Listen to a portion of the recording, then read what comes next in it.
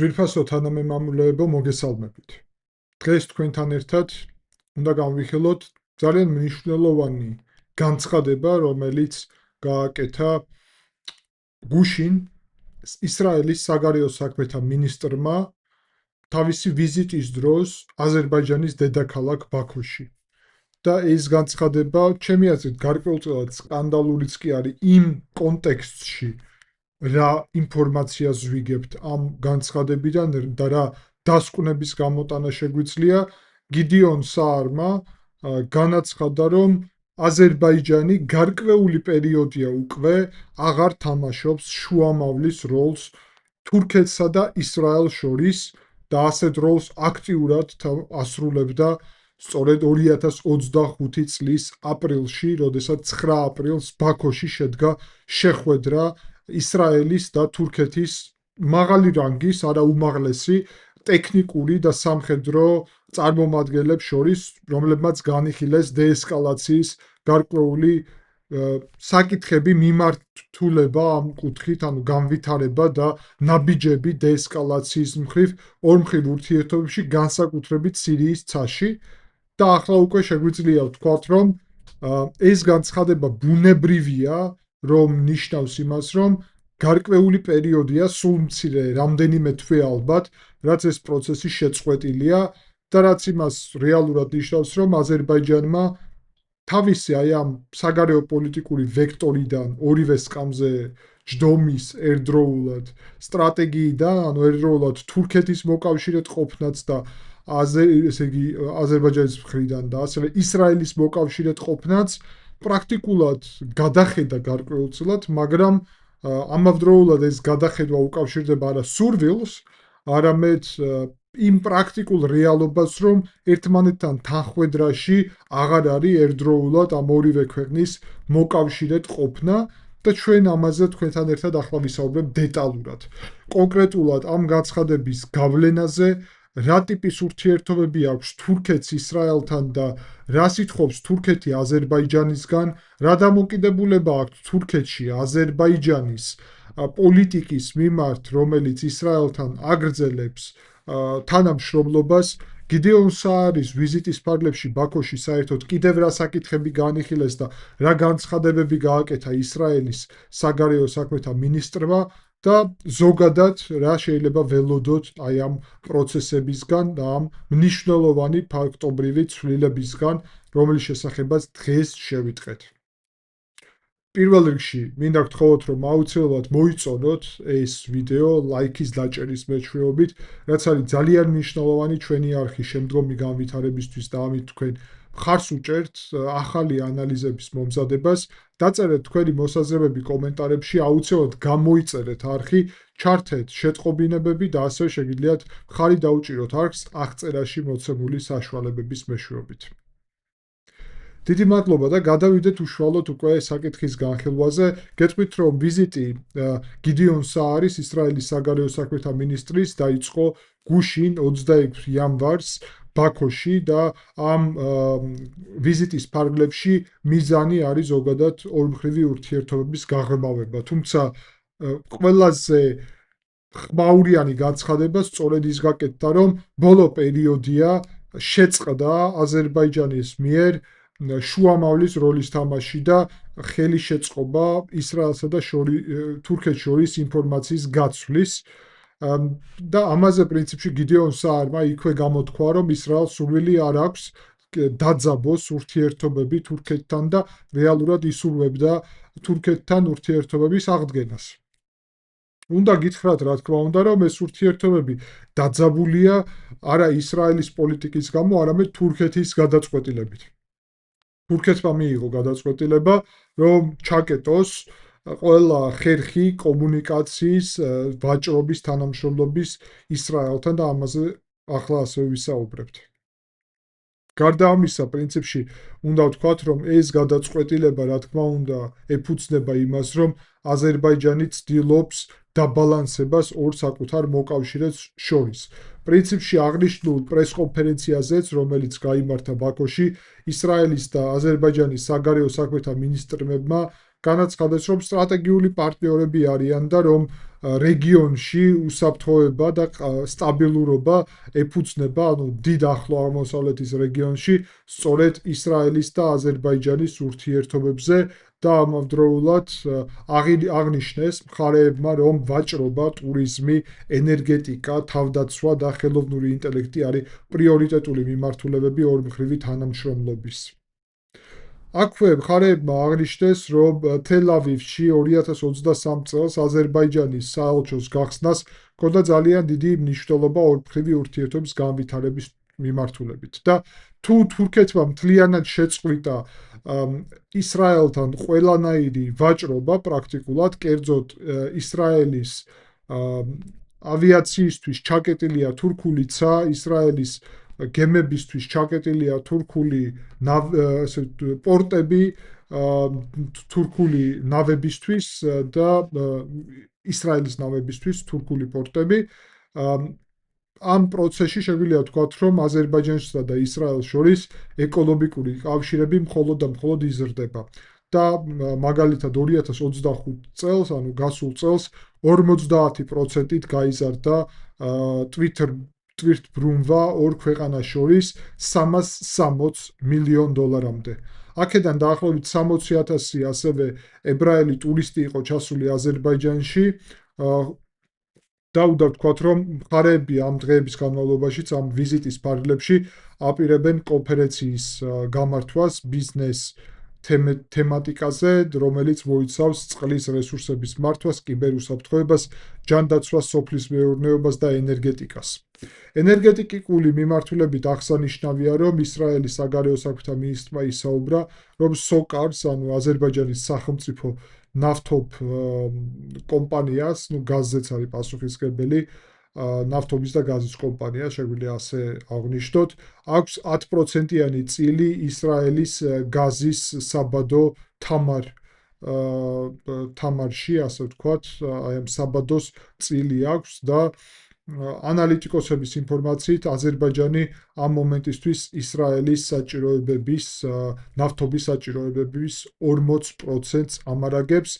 SOCAR-ი ასევე გეგმავს რეგიონში საკუთარი გაზის ინფრასტრუქტურის გაფართოებასაც და კერძოდ სირიაში დაახლოებით 1,2 მილიარდი კუბური მეტრი გაზის ექსპორტს თურქეთის ტერიტორიის გავლით. საარმა პრინციპში განაცხადა, რომ ესე იგი პატიჟობს ბაირამოვს, ასევე პრეზიდენტ ალიევს ეწვიონ ისრაელს და აიყვანონ ურთიერთობები კიდევ უფრო მაღალ დონეზე, ახალ დონეზე. აქ უნდა ვთქვათ, რომ დიდი ალბათობით თავ შეიკავებს აზერბაიჯანული მხარე ასეთი ვიზიტისგან, რომელიც სავარაუდოდ გამოიწვევდა, ასე ვთქვათ, ანკარაში არა ერთგვაროვან, ასე ვთქვათ, რეაქციას და საკმაოდ ნეგატიურ დამოკიდებულებას. აქვე ისრაელის საგარეო საქმეთა მინისტრმა განაცხადა, რომ დაახლოებით 30,000-მდე ებრაელი, რომელიც ცხოვრობს, ებრაული თემი, რომელიც ცხოვრობს აზერბაიჯანში, არის ხიდი ორ ქვეყანას შორის და მაგალითი ასევე რელიგიური ტოლერანტობის. აზერბაიჯანის დედაქალაქში ვიზიტის დროს ისრაელის საგარეო საქმეთა მინისტრმა ღრმად ასევე შეეხო და განიხილა ირანის საკითხი, მკაფიოდ დაგმო ირანის რეჟიმის მიერ მშვიდობიანი მომიტინგეების მასობრივი მკვლელობა და ამას სისხლისღვრა უწოდა და თქვა, რომ არავითარ შემთხვევაში ირანის რეჟიმს არ უნდა ჰქონდეს ბირთვული იარაღი და ასევე აღნიშნა, რომ ისრაელსა და აზერბაიჯანს შორის ურთიერთობები, ასე ვთქვათ, ხელს უწყობს უსაფრთხოებას რეგიონში. აზერბაიჯანის პოზიცია და განცხადებებიც არის მნიშვნელოვანი. აზერბაიჯანის, ესე იგი, საგარეო საქმეთა მინისტრის განცხადებით, ჯეიხუნ ბაირამოვის, აზერბაიჯანი გამოდის დიპლომატიური მოგვარებისთვის, მხარს უჭერს დიპლომატიურ მოგვარებას პალესტინო-ისრაელის კონფლიქტის და გაზაში ცეცხლის შეწყვეტის ხანგრძლივ პროცესს. ასევე აღნიშნა, რომ ბაქოში არსებობს მშვიდობის პროცესი და ესე იგი პრინციპში აზერბაიჯანს აქვს სურვილი, რომ სომხეთთან ჰქონდეს სამშვიდობო შეთანხმება და საარბა ასევე ყარაბაღში მიმდინარე სხვადასხვა მშენებლობაზეც ისაუბრა საართან შეხვედრაზე ჯეიჰուն ბაირამოვმა. გარდა ამისა, აქვე ჩვენ ვხედავთ, რომ აზერბაიჯანის სხვადასხვა მაღალი თანამდებობის პირები ცდილობდნენ გაცხადებების გაკეთებას და საუბარს იმაზე, რომ ეს პროცესები, რაც ახლა მიმდინარეობს, ანუ აზერბაიჯანის მიერ თავშეკავება თურქეთსა და ისრაელს შორის აი ამ კავშირების გაღრმავების მიმართულებით გარკვეულწილად უკავშირდება იმას, რომ აზერბაიჯანს სურს უფრო დამოუკიდებელი გახდეს რეგიონში მიმდინარე სხვა პოზიციებიდან გამომდინარე და აი პროცესებიდან, კერძოდ აი ამ ორივე ქვეყანასთან ურთიერთობის ფონზე თურქეთთან და ისრაელთან აზერბაიჯანს არ სურს დაძაბოს ურთიერთობები არც ერთ მათგანთან. ასევე უნდა აღვნიშნო და გახსოვთ, რომ ღაზაში იყო შემოთავაზება, რომ აზერბაიჯანის მშვიდობის ყოფილიყვნენ ჩართული და აზერბაიჯანმა პრინციპში მაგაზე უარი თქვა. ესე შეგვიძლია განვიხილოთ, როგორც ასე ვთქვათ, მეტი ლავირების საშუალების დატოვების პოლიტიკა, ანუ გარკვეულწილად შემცირება იმ პოლიტიკის, რომელიც გულისხმობს კონკრეტულად აზერბაიჯანის პირდაპირ ჩართვას თურქეთ-ისრაელის ნებისმიერ კონფლიქტში, რომელზეც ჩვენ აქტიურად თქვენთან ერთად საუბრობდით ამ ბოლო პერიოდის განმავლობაში. ანკარას ოფიციალური პოლიტიკა ასევე საკმაოდ მკაფიოა, არანაირი ვაჭრობა და დიპლომატიური ურთიერთობები ისრაელთან არ იქნება გაზაში კონფლიქტის დასრულებამდე და პორტები, ისე როგორც აეროპორტები, საერო სივრცე დარჩება ჩაკეტილი. ბოლო პერიოდში თურქეთის საგარეო საქმეთა მინისტრმა ჰაკან ფიდანმა ეს კიდევ ერთხელ დაადასტურა, რომ არის ოფიციალური პოლიტიკა რეჯეპ ტაიპ ერდოღანის თურქეთის პრეზიდენტის. თურქეთი რეალურად ასევე აცხადებს, რომ ნებისმიერი ის მოლაპარაკებები, რომელიც ბაქოში მიმდინარეობდა, იყო მხოლოდ და მხოლოდ სირიაში, სირიის ცაში არსებული დიპლომატიური და უსაფრთხოების განხილვები, ანუ იმ ვითარების, რომელიც სირიის ცაში არსებობს და რეალურად ეს არ იყო არც დიპლომატიური ურთიერთობების, არც ეკონომიკური ურთიერთობების აღდგენის საკითხი და აქვე პირდაპირ უნდა ვთქვათ, რომ ერთ-ერთმა მაღალჩინოსანმა ანკარაში Associated Press ესე იგი საიდუმლო ინფორმაცია მიაწოდა, ანუ ანონიმურობის გარანტიით მიაწოდა ინფორმაცია იმის შესახებ, რომ თურქეთი არ განაახლებს ურთიერთობებს ისრაელთან, სადამ ღაზაში მიმდინარეობს ნებისმიერი საბრძოლო მოქმედებები ან ომი. შეგახსენებთ, რომ თურქეთის ფაქტორი ისრაელ-აზერბაიჯანის ურთიერთობებში გამოჩნდა განსაკუთრებით COP29-ის განმავლობაში, როდესაც 2024 წლის, ესე იგი, მანამდე აი ნოემბერში კონკრეტულად თურქეთმა ჩაკეტა საკუთარი საჰაერო სივრცე და პრაქტიკულად ხელი შეუშალა კონკრეტულად ისრაელის საგარეო საქმეთა მინისტრის და პრეზიდენტის მათ შორის ესე იგი საუბარია გერცოგზე, რომელიც უნდა წასულიყო და მონაწილეობა მიეღო ესე იგი COP29-ში ბაქოში. ამავდროულად თურქეთში ებრაულ-აზერბაიჯანული კავშირებით უკმაყოფილო არიან იმ კუთხითაც, რომ მიუხედავად იმისა, რომ თურქეთმა შეწყვიტა აზერბაიჯანის პოლიტიკისგან განსხვავებით, თურქეთმა შეწყვიტა ისრაელთან ვაჭრობა, აზერბაიჯანი თურქეთის ტერიტორიით, განსაკუთრებით ბაქო, თბილისი, ჯეიხანის ესე იგი ნავთობსადენით აქტიურად აწვდის ნავთობს ისრაელის მიმართულებით და ამარაგებს ისრაელს დაახლოებით 40% იმ ნავთობით, რომელიც მას სჭირდება.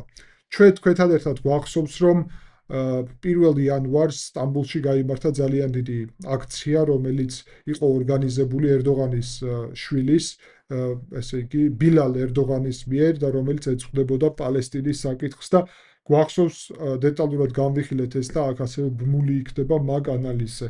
შიდა პოლიტიკურ ჭრილში პალესტინის საკითხი უზარმაზარი მნიშვნელობის მქონეა თურქეთში ერდოღანისთვის, მაშინ როდესაც აზერბაიჯანულ დღის წესრიგში პალესტინის საკითხი პრაქტიკულად არ დგას, პირიქით ისრაელთან სამხედრო თანამშრომლობა, ეს იქნება იარაღის შესყიდვის მიმართულებით თუ ეკონომიკური თანამშრომლობა ნავთობის გაყიდვის ან სხვა მიმართულებებით განსაკუთრებით აქტიურად მიმდინარეობს და უნდა ვთქვათ, რომ აზერბაიჯანს რა თქმა უნდა ისრაელთან ურთიერთობების შენარჩუნება და განვითარება. სწორედ ამ მიზნით აზერბაიჯანი გამოვიდა როგორც შუამავალი მაშინ, როდესაც სირიის ცაში 2025 წელს მარტში, აპრილში პრაქტიკულად დაჯახება იყო გარდაუვალი ისრაელის და თურქეთის საჰაერო ძალების. ჩვენ გვახსოვს თქვენთან ერთად, რომ თურქეთის საჰაერო ძალები ცდილობენ გამაგრებას ცენტრალურ სირიაში ავიაბაზებზე, რომელიც ასადის ხელისუფლების მიერ იყო დატოვებული. და ასევე გვახსოვს, რომ ისრაელის საჰაერო ძალებმა დარტყმები მიაყენეს სწორედ იმ ბაზებზე, სადაც თურქები უნდა შესულიყვნენ და მაგიტო არ შევიდნენ, ანუ გარკვეულწილად აღკვეთა ისრაელის ძალებმა ეგ ნაბიჯი და ეს არის ძალიან მნიშვნელოვანი საკითხი. და ეს რეალურად ნიშნავს იმას, რომ ახლა ნებისმიერი პროცესები სირიის ცაში არის დარჩენილი კოორდინაციის გარეშე.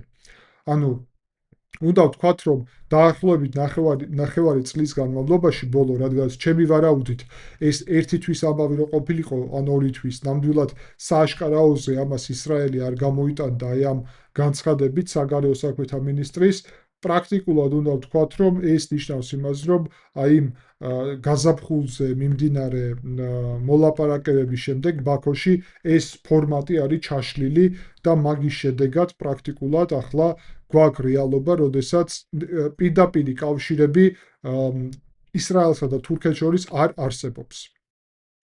გარდა ამისა, ჩვენ ასევე თქვენთან ერთად უნდა აღვნიშნოთ, რომ ბოლო პერიოდში შეერთებულ შტატებს ჰქონდა სურვილი ისრაელის და თურქეთის შერიგების და ამაზე ჩვენ არაერთხელ თქვენთან ვისაუბრებთ და აქ იქნება ასევე მაგის ბმული კონკრეტულად მაგ გადაწყვეტილების შეერთებული შტატების მცდელობის ანალიზის და რომელიც წარუმატებელი აღმოჩნდა.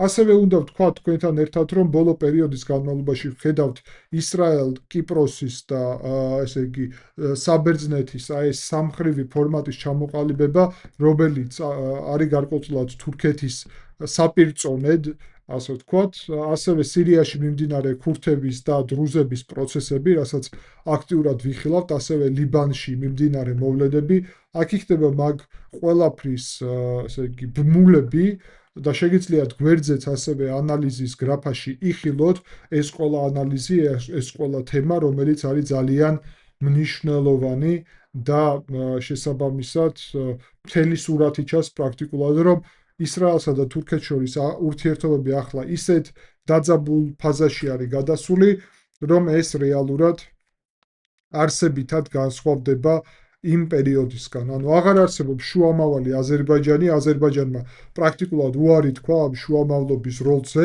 თავი დაიზღვია ალიევმა, ასე ვთქვათ, ორივე სკამზე ჯდომის პოლიტიკა რაღაც გაგებით განწირული ხდება, შეუძლებელი ხდება ამ ორივე სკამზე ჯდომა. ერთი მხრივ ისრაელი, რა თქმა უნდა, ითხოვს მისადმი ლოიალურ დამოკიდებულებას ამ ურთიერთობების ფარგლებში, თუმცა მეორე მხრივ კონკრეტულად ისრაელის და ესე იგი აზერბაიჯანის ურთიერთობების კონტექსტი გასაგებია, მაგრამ ამით უკმაყოფილო არის თურქეთი. ანუ ძირითადი აქ მოთამაშე ჩდება თურქეთი და თურქეთი რეალურად აცხადებს, რომ აზერბაიჯანი თუ არის ერთი ერი და ორი სახელმწიფო, თუ არის სტრატეგიული მოკავშირე, მაშინ აზერბაიჯანმა უნდა შეწყვიტოს, ასე ვთქვათ, ისრაელთან ესეთი ახლო კავშირები და განსაკუთრებით ეს ოპოზიციურ ველს აღელვებს, ანუ ასე უფრო რადიკალურ, ასე ვთქვათ, ველს, სადაც ამაზე აქტიურად საუბრობენ. თუმცა არადაიდ შეწყვეტაზე ან შეჩერებაზე ურთიერთობების საუბარიც არ არის, 50%-ით არის გაზრდილი, ესე იგი, Twitter ბრუნვა, შარშან, ტურიზმი არის გაზრდილი, ენერგეტიკული თანამშრომლობა, სოკარი არის შესული ასევე ისრაელში 10%-იანი წვლილით და შესაბამისად აი ბაქოს ეს მრავალვექტორული ურთიერთობები ისრაელთანაც, თურქეთთანაც ურთიერთობების განვითარების ორივე დედაქალაქში, ორივე ქვეყანაში ეჭვებს იწვევს და გარკვეულ უცნაურ გრძნობებს, ასე ვთქვათ, და ძალიან ბუნებრივია ეს ფაქტორიც, საკმაოდ მნიშვნელოვანია. აქვე უნდა აღვნიშნოთ პრინციპში, რომ აზერბაიჯანი ეცდება აი ბალანსის პოლიტიკას, ეცდება ორივე სკამზე რაღაცნაირად ჯდომას. ერთადერთი შემთხვევა, როდის არ გამოვა, აღარ გამოვა ეს, თუ ამ ორ მხარეს შორის დაიწყება პირდაპირი დაპირისპირება. მაგ შემთხვევაში მოლოდინი ექნება კონკრეტულად ესე იგი თურქულ მხარეს, რომ აზერბაიჯანი მათ დაეხმარება და შეწყვეტს ისრაელთან ყველა კავშირს, მათ შორის ეკონომიკურს, ხოლო ისრაელს მოლოდინი ექნება, რომ აზერბაიჯანი არ დაუჭერს მხარს თურქეთს ისრაელის წინააღმდეგ. რას გაკეთებს აზერბაიჯანი და ისრაელის თურქეთის მიმართულებით ილჰამ ალიევი რჩება ძალიან სერიოზულ კითხვად და პრინციპში პირდაპირ უნდა ვთქვა, რომ ალბათ ბაქოში იმედოვნებენ, რომ ეს რეალობა არასდროს დადგება და ეს არჩევანი მათ არ დასჭირდებათ, რომ გააკეთონ. თუმცა თუ დასჭირდებათ ამ არჩევნის გაკეთება, მერე რა ხდება? ეს არის ძალიან საინტერესო და მნიშვნელოვანი კითხვა, საკმაოდ რთული და სწორედ აზერბაიჯანის პოლიტიკის შეგვიძლია თქვა სუსტი ადგილი, სუსტი წერტილი, სწორედ აქ არის, როდესაც შეიძლება ამ ორ სკამზე ჯდომის პოლიტიკამ ვერ გაამართლოს.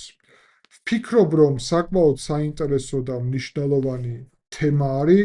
ჩვენ უნდა გავაგრძელოთ ამ თემის ანალიზი, განსაკუთრებით იმ ჭრილში, რომ ვხედავთ აქ რეგიონალური კავშირების ჩამოყალიბებას და აზერბაიჯანი სად ხედავს საკუთარ თავს, რა პრიზმაში და როგორ აპირებს აქ აქტიურად, ასე ვთქვათ, საკუთარი პოზიციების გაძლიერებას და განვითარებას, ეგ რა თქმა უნდა, მნიშვნელოვანი მდგენელია.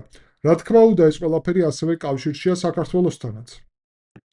როგორც გითხარით, ბაქო, თბილისი, ჯეიჰანი ამარაგებს პრაქტიკულად სწორედ ისრაელს 40%-ით მისი საჭიროებების და აქვე უნდა ვთქვათ, რომ ეს გადის აზერბაიჯანიდან საქართველოს გავლით, თურქეთის გავლით.